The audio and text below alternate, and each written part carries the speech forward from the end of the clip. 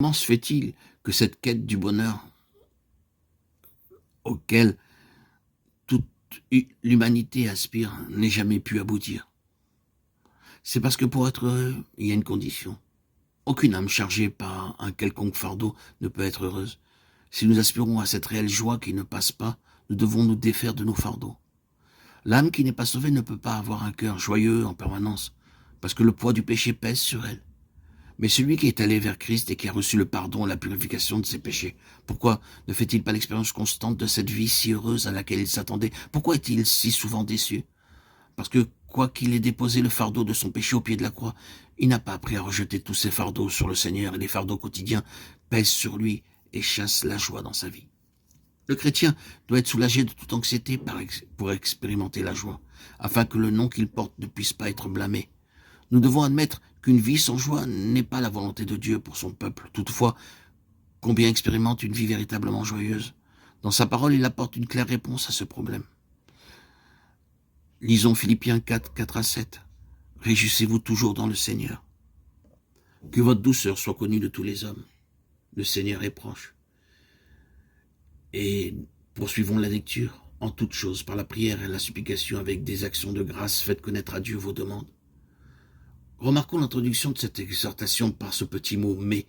Nous savons que Dieu ne nous permet pas d'avoir des soucis. Maintenant, nous pouvons voir comment nous pouvons être préservés de succomber à la tentation qui consiste à porter des fardeaux injustifiés. Il y a un triple aspect à cette question. Par la prière, la supplication et les actions de grâce, faisons connaître à Dieu nos demandes. C'est-à-dire, disons-lui simplement nos besoins, demandons des choses précises pour des besoins précis. Et finalement, parachevons le tout par des actions de grâce. Si nous agissons de cette manière, nous ne succomberons pas à l'irritation qui souvent sape notre vie. Il est possible d'être constamment joyeux à condition de suivre les indications du Seigneur. Dans le domaine naturel des hommes, les fardeaux sont partagés avec un confident et moralement confiés à cet ami. Le Seigneur est-il moins digne de confiance qu'un simple homme? Assurément non. Il est notre confident et règle toute inquiétude qui essaierait de nous dérober notre joie. Mais souvenons-nous qu'il ne nous demande pas seulement de lui exposer nos problèmes avec précision, il nous dit que tout doit lui être apporté avec action de grâce. N'oublions pas que tout ce qui nous arrive a été préordonné par celui qui nous a tant aimés, qui nous a donné sa propre vie, et son amour ne peut pas se tromper. Si nous le croyons, chacune de nos demandes se fera avec action de grâce. On m'a parlé d'un certain professeur d'université qui était un pessimiste confirmé. Quelques-uns de ses amis l'encouragèrent à regarder le bon côté des choses et lui firent remarquer un jour: n'est-ce pas une belle matinée, avec le soleil qui luit dans toute sa force, les oiseaux qui chantent gaiement et l'herbe si grasse et si verte?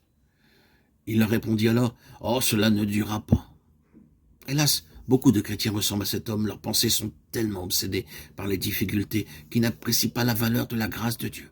C'est pourquoi ils ne lui offrent pas leur action de grâce et poursuivent leur triste chemin, accablés et murmurateurs. Or, puissions-nous avoir des cœurs pour apprécier la bonté de Dieu et pour saisir toute occasion de lui apporter un sacrifice d'action de grâce. Si nous remplissons les conditions que le Seigneur a placées devant nous, alors nous ferons l'expérience de sa promesse, et la paix de Dieu qui surpasse toute intelligence gardera vos cœurs et vos pensées en Jésus-Christ. Philippiens 4, 7. Remarquons l'expression « la paix de Dieu ». Cette paix n'est pas une sorte de paix ordinaire que Dieu nous accorderait. C'est la paix de Dieu, c'est-à-dire la propre paix qui procède de sa nature. Sa propre paix, c'est une paix que rien ne peut troubler.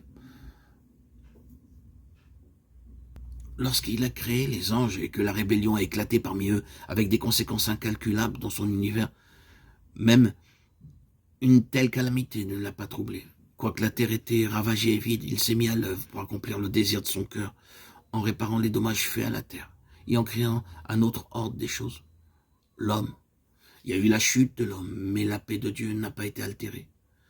Nous avons pu penser que Dieu aurait dû aussitôt envoyer son Fils pour réparer les dommages causés par l'homme. Mais il a patienté jusqu'à la plénitude des temps avant de l'envoyer. Et une attente de quelques millénaires n'a pas altéré sa paix. Et Dieu nous a promis qu'une telle paix garderait les cœurs et les pensées de ceux qui remplissent ces conditions. Le mot « garder » est un terme très fort. Il a été aussi traduit par « garnison ». Dans le langage militaire, il signifie comme un sentinelle, une sentinelle qui garde.